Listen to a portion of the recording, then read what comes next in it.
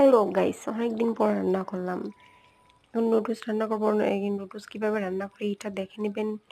প্রথমে তেল দিয়ে দিব, তারপরে পেঁয়াজ কুচি দিয়ে দিলাম, একটু ভেজে নিব।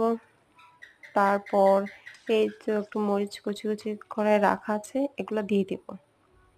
এইভাবে খাবেন, দেখবেন খুব ভালোই হবে।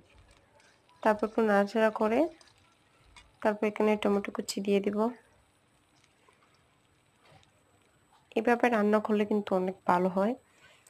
তারপর একটু নাড়াচাড়া করে একটু কষিয়ে নেব। তারপর এখানে ডিম দিয়ে দেব।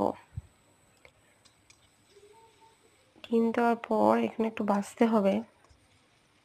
এই যে একটু নাড়াচাড়া করতেছি, এভাবে রান্না করলে খুবই ভালো হয়। ডিম দিয়ে দিব, তারপর এগুলো একটু ভাজতে হবে। ভাজা হয়ে গেছে, এখন আমি নুডলস, সিদ্ধ করা নুডলস দিয়ে দিব। দেওয়ার পর একটু ভাজতে হবে ভালোভাবে, ভাজে তারপর মশলাটা দিতে হবে। এই যে আমার নুডলস হয়ে গেল।